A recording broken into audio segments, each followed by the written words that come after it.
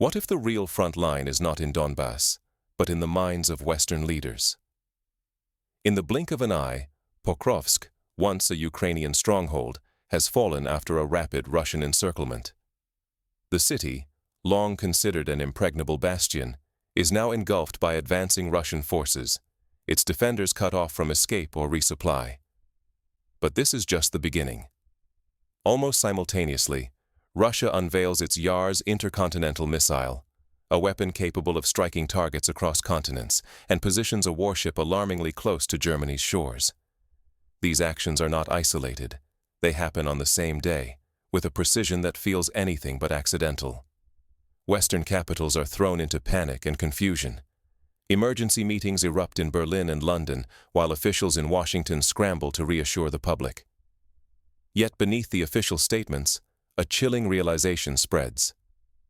Was this all part of a grand strategy? Something fundamental has changed overnight. If you overlook this moment, you might miss the dawn of a new era, one where your own security and the very world order you take for granted now hang in the balance. Let's set the stage. Why did Pokrovsk matter so much, and how did we get here? To understand the true impact of Pokrovsk's fall, we need to look at its role in the broader conflict, and why its loss sent shockwaves far beyond the battlefield. Some cities are just names on a map. Pokrovsk is the keystone of an entire defense. Its fate now ripples across the war and beyond. Pokrovsk was more than a dot in Donbass. It was the beating heart of Ukrainian logistics. Whoever held Pokrovsk controlled the roads to Konstantinovka and Selidovo, lifelines for supplies, reinforcements, and retreat. For months, Ukraine poured elite units and the best Western equipment into fortifying this city, determined to make it unbreakable. But that wall has finally cracked. Russian forces have cut every supply route, choking off the defenders and leaving columns of abandoned vehicles along shattered highways. The battle now rages street by street, with Russian assault groups methodically clearing block after block. Tanks, drones, and infantry work in tight coordination, each move guided in real time to maximize pressure and minimize mistakes. This is not chaos. It is a systematic advance. The collapse of Pokrovsk is not just a tactical loss for Ukraine.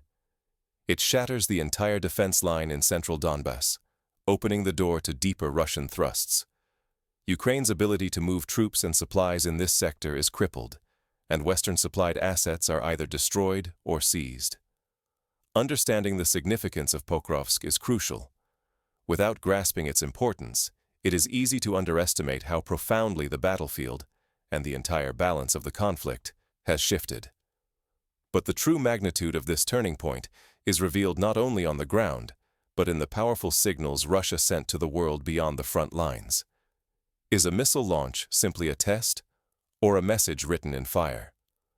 While headlines focus on the fierce fighting in Pokrovsk, Russia is orchestrating a show of force that echoes far beyond the battlefield. On the day Pokrovsk was sealed off and Ukrainian defenses crumbled, Russia rolled out its next move, a successful launch of the Yars intercontinental missile. This weapon, capable of striking targets across continents, was not tested in isolation.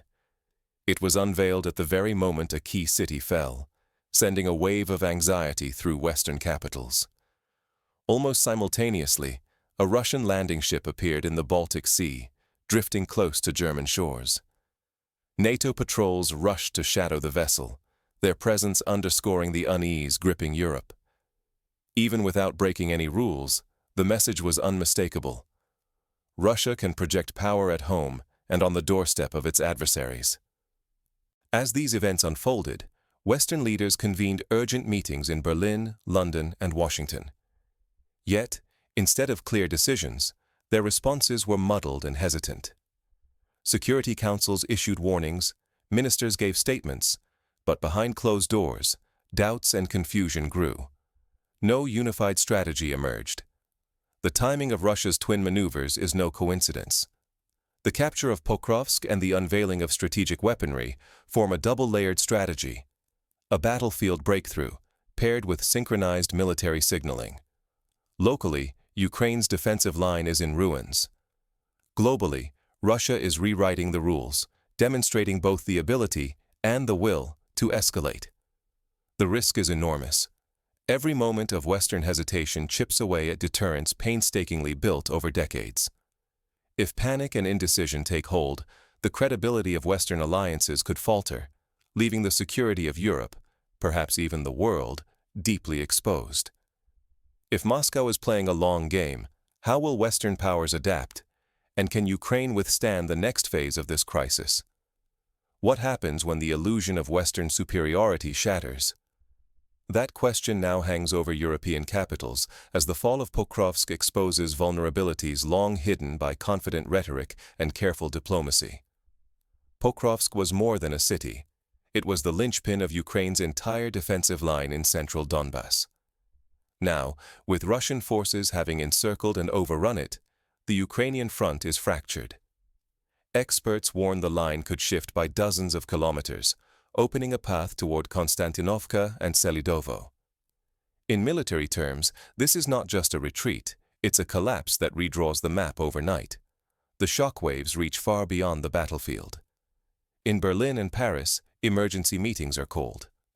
NATO strategists debate new deployments. London and Washington issue firm statements. But behind closed doors there is open fear. No one can ignore the scale of what's unfolding. The old assurances of Western deterrence, once taken for granted, are suddenly in doubt. As if on cue, Russia unveils its newest military hardware. A successful test launch of an intercontinental missile, timed precisely as Pokrovsk falls, broadcasts a chilling message. Moscow holds the initiative at every level, from ground combat to nuclear brinkmanship.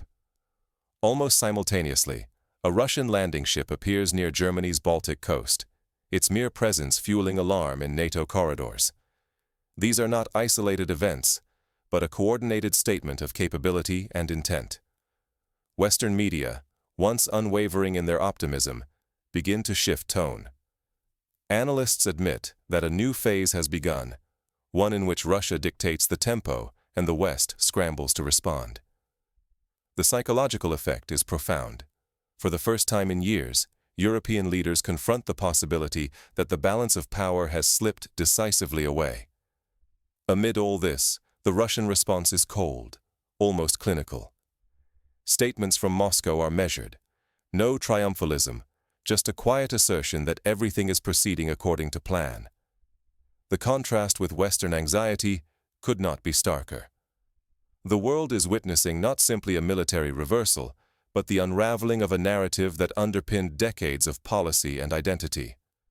For the audience, the risks are now uncomfortably real. Security once promised by alliances seems uncertain. The influence and credibility of Western power is openly questioned. In a matter of days, familiar stories of strength and stability have given way to a world where nothing feels guaranteed. So, faced with this new reality, how can nations and individuals adapt? What practical lessons emerge from a world where nothing is assured? If the rules have changed, how do you avoid being left behind?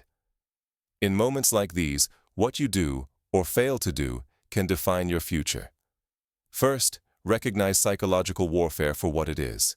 Russia's recent military displays are aimed not just at frontline armies, but at the minds of leaders, analysts, and ordinary citizens across the world. The fall of Pokrovsk and the unveiling of new weaponry are meant to create doubt, fear, and hesitation in Western capitals and living rooms alike. Second, understand that strategic initiative is never permanent. What seemed impossible yesterday can become reality overnight. In this climate, flexibility and clear-eyed analysis are not luxuries. They are survival tools. Old assumptions and static strategies are now liabilities. Third, it is no longer enough to rely on established narratives. Western commentary risks falling behind if it simply reacts to rapid events instead of anticipating them. If the story you believe in is written by someone else, you lose the power to shape the outcome. The information war is as fierce as the fighting on the ground. And for ordinary observers, the lesson is simple but crucial. Seek out the most direct, reliable information you can find.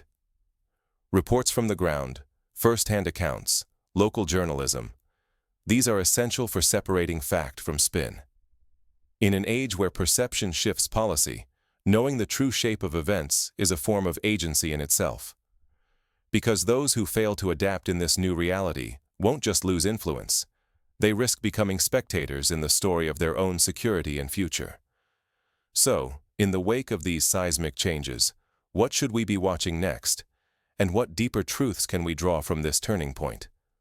The maps are changing, but are our minds keeping up? What just happened in Pokrovsk and the simultaneous show of new Russian weapons isn't just a headline. It's a warning shot to the entire world order. The fall of Pokrovsk shattered what many thought was unbreakable. For months, Western leaders and analysts clung to the belief that Ukrainian lines were solid, that deterrence was working, that Russia was contained. But now, with one city encircled and supply lines cut, we see how quickly assumptions can become obsolete. At the very moment Ukrainian forces were being pushed back, Russia demonstrated that its power extends far beyond the battlefield. Missile launches and naval maneuvers weren't random. They were signals. Signals that the rules of the game have changed, and those still playing by yesterday's script are in for a shock. This is bigger than a single city or a single front. It's a turning point, where Western deterrence wavers and Moscow seizes the narrative. If we ignore this shift, if we cling to old maps and outdated ideas, we risk being blindsided by the next move. The stakes are not just about borders, but about who defines strength and security in the world ahead. For Europe, for alliances, for every nation that relies on the old guarantees, this is a moment to reckon with reality. So ask yourself, are we seeing the world as it is, or as we wish it to be? Because history punishes those who are unprepared for change. The future will not wait for us to catch up.